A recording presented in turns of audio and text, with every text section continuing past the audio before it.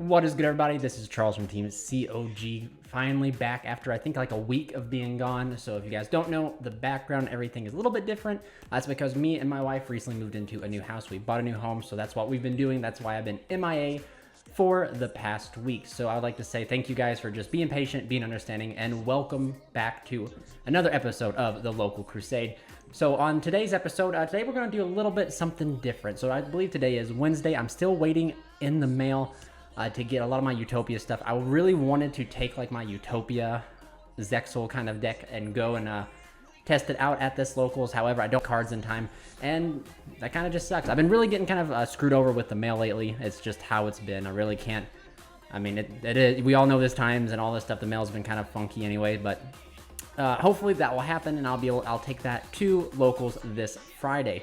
But this is a very special episode of the Local Crusade, simply because I'm going to be able to showcase you guys, those who don't know, something that's very interesting to my local area. So tomorrow, which is Thursday, we have what is known as the Crazy Horse Riders. So those who don't know, I live in the Midwest. I actually live close to the Pine Ridge Reservation. So for all those, my European viewers and some of my American viewers who might not be familiar with history, the Crazy Horse Ride is a ride from Fort Robinson, Nebraska, straight up to Pine Ridge, South Dakota. It is famous because that Fort Robinson is where the renowned chief known as Crazy Horse surrendered. And if you guys don't know who Crazy Horse is or not familiar with American history, he is one of the two chiefs. Sitting Bull and Crazy Horse was two chiefs that gave Custer at the Battle of Little Bighorn what was coming to him. Now, with that being said, I'm going to get to showcase you guys the riders riding through and all that stuff. And then the next day, we're going to head to locals. So that'll be very interesting. It'll be a little bit of unique history that you guys, that some people may never get to see, and some people that just haven't got to experience yet. So without further ado, remember guys, if you guys want to help support the channel, since my upload schedule is going to be back, please remember to check out the TCG affiliate link down below. Anytime, remember, as House of Champs says, it costs you nothing, but it supports the channel. And on top of that, guys, if you guys want to help support the channel, please think about becoming a member today. Not only do you support the channel, this is the best way to support the channel. It just allows you to get super awesome perks and rewards, discounts, all that fine jazz. And don't forget, guys, join the Discord also if you guys want to chat and join other Crusaders like-minded.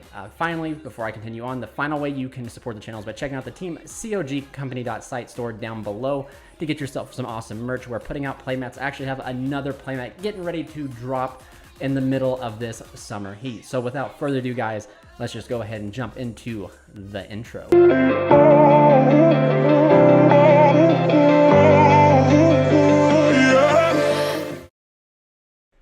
Hey guys, what's up here? Charles from the future. Due to weather, they canceled the riders, so I know I did like this whole intro built around the Crazy Horse Riders, but you know, as my favorite Three Stooges, Ed, Edd n Eddy says, summer rains, you can never predict them. So sadly, I will not be able to bring you any clips from that, but instead, we will just show you guys a little bit of the new armory. And I gotta put in some cool lights up today, so you can probably watch that along while we're still waiting for some mail to come through, so stay tuned for that. What is up, guys? Here we are back at the armory here. I really just wanted to sit down and talk to you guys real quick before I head to locals here in about, looking at the clock, about 5 hours or so. I'll depart to my locals. But for the most part, guys, something I really want to talk to you guys about is like the decks that I want to play. So I've been really getting screwed over by the mail. I'm missing one more Fireflint Lady for Infernobles. However, I can substitute that for a plethora of cards, like an extra DDR or something like that, which I'll probably do. And then again, I am also wanted to play, I have it right here for you guys so you guys can see here, the new Zexal weapon, or Zexal Sage, the new Utopia deck. I've had this, I enjoy this deck quite a bit. Rank 4 toolbox is always nice. However, the deck is really like, imagine like a cup, you know, a cup. It is half full. That is what the deck is right now. Once we get Leo Arms, the deck will be full. And then once number 99 Dragnar comes out, the deck, it'll be overflowing. That's just how powerful the deck will be. And I'm just missing a few cards that the mail has not got to me yet, like Generation Force, I believe. I might take the desk. Yeah, let's take my... Yeah, I might take my deck and take this deck, goodness gracious, and go test it today. I don't know if I'll play it in the tournament. We're planning on having a few tournaments to grind for the OTS. However, I'm still very, like, there's some ratios and stuff like with this deck that I want to get figured out, and hopefully I'll be able to showcase you guys a full deck list in the next coming week, and also be able to show you guys, like, some combos and stuff the deck can do. The deck is really cool. It's not your typical, like, Onomat Utopia deck. And with the banning of Zexal, with the introduction of the new Ascended Sage and Armor Sage, you have the ability to kind of like make a rank 4 really early on in the game, which is very helpful without committing to your normal summon. Then not only do you do that, you get the effects of the Sages to search out a rank up, any rank up, and also a Zexal weapon, which there are some cool plays that'll come out once Leo Ray comes out again for this type of like Zexal weapon stuff. Just because you can like use Leo Ray, attach a level 4 Zexal weapon, and then the Sage will let you search the Fafnir sword. You normal summon Fafnir brings it's really cool. But then also, more importantly, the deck has like some pretty cool plays right now. Just Utopic Dragonic Utopic, just pretty, like in my opinion, a very lackluster card at the moment. I mean, it is good for what the deck needs right now, but it's not like, it's really subpar since we know what's coming. But for the most part, you can just, there's certain combos that you can use like the Ascended Sage to search out quick rank up, quick chaos, and then like during your opponent's turn, you can have a negate with the Twin Pegasus and Giant Hand, and then after you've used a Giant Hand, you rank it up into number C106, and then you have an Omni Negate from there. But yeah, so without further ado, I think I'm going to run back to my house real quick, check to see if my lights got here, so I can start getting my lights up over here on the bookshelf and stuff like that. So we'll catch you guys in the next clip. Alright guys, again, the mail yet again is not coming on time, which is very upsetting, but I mean, it is what it is. We won't be able to get the lights into the bookshelf over here, so I was hoping to have that type of B-roll for you, but sadly it's not. So now we're pushing about 12:30 about my time, so I think we're getting ready to just go ahead and start our adventure off to locals. For those who don't know, my locals is an hour and a half away, so I'm gonna go swing to the closest, biggest town next to us, get some lunch, head on down to locals. I should get there about probably roughly around 4 or 5, and then we're gonna run a tournament there, and then we're gonna run another tournament later that night. So yeah, just stay tuned for the B-roll, and I'll catch you guys at locals.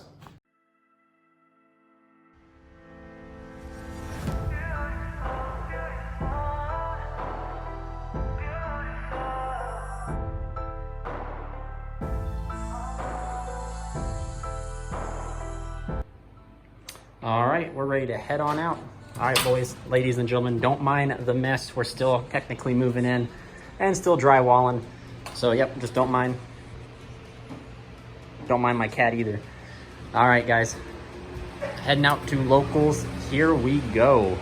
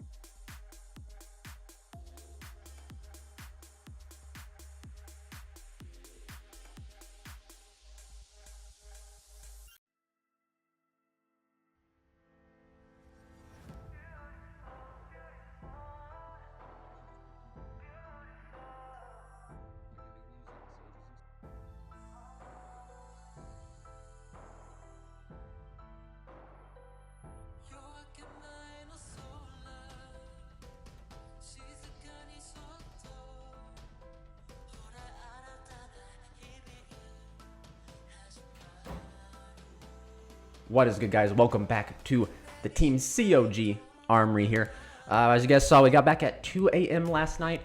We went 3-1 with Infernobles. Now, before you guys go, but Charles, why didn't you play the new Zexal, the new Utopia stuff? And that's because, guys, let's be honest. Why would Konami print Utopic or Draconic Utopia and then print Leo? And then we all know that Leo Ray is the superior, and it's what's going to give the deck like the ability to compete. That's why, because I got tired, did my testing. As you guys saw, it was just kind of like a really casual testing match. The deck performed great and did a bunch of cool things, but the deck definitely does have some inconsistencies that shouldn't be there. Like 2 Sages or 2 rank 4s should not get me to just 1 interruption. Once Leo Arms comes out, Leo Ray, excuse me, I keep mixing them up.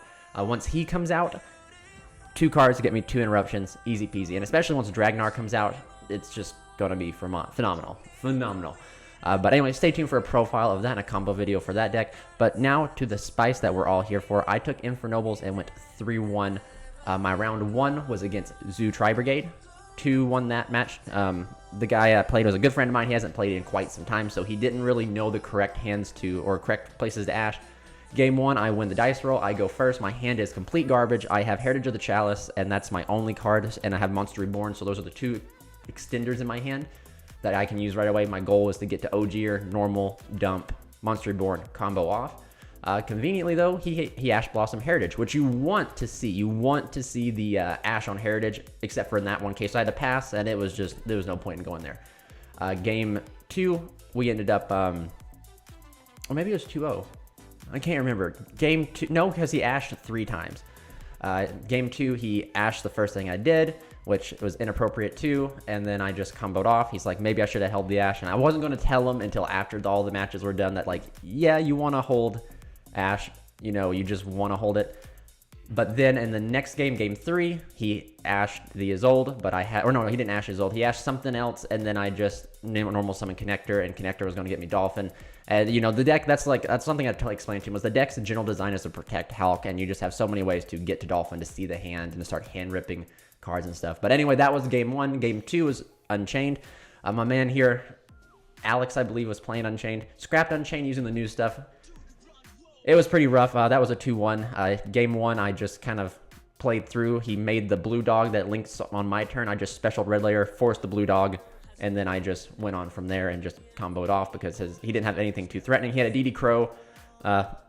Game 2, I opened really bad. I don't have the power cards to break his set cards, I guess. And then game 3, I combo off. He ends up hitting DD Crow. He hits DD Crow's the Despot, and I'm like, oh no. And normally, we were watching because like my match was people were watching my match. They're like, he can't keep going. Well, guys, Infernoble is just gas, like straight gas.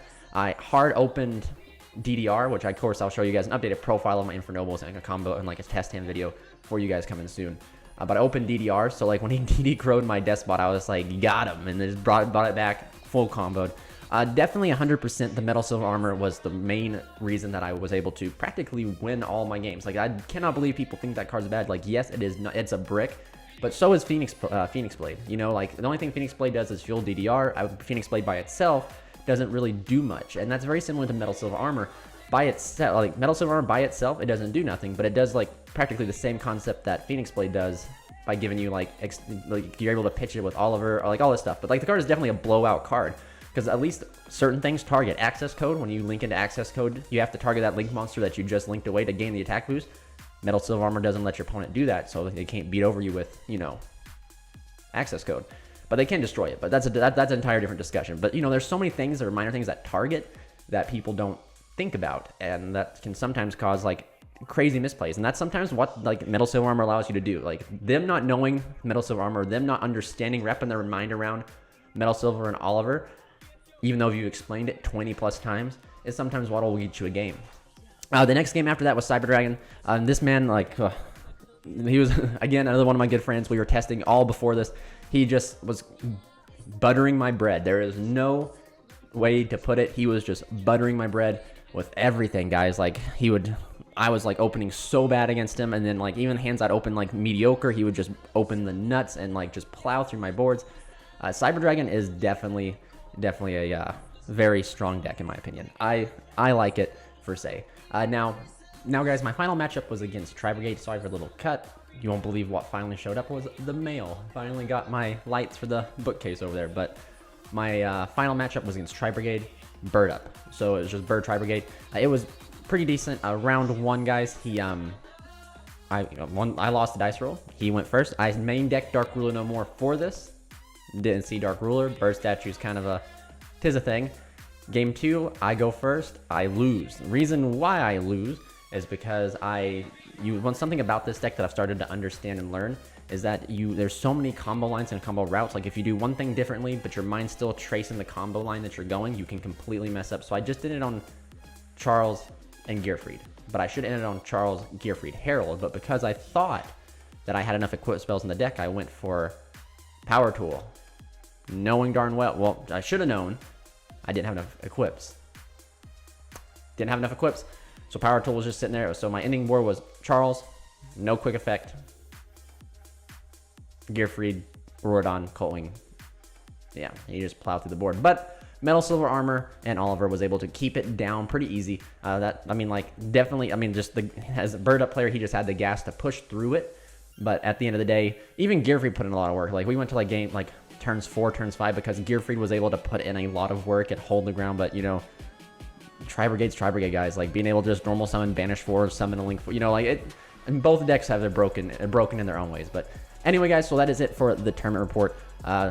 Thank you guys for watching this episode of the local Crusade. Please expect a little bit more content to be flowing out more now that I've started to move into our new home. There'll be more frequent uploads. Like stay tuned for a test hand, deck profiles, combo videos, all coming this week. So this is Charles from Team COG signing out.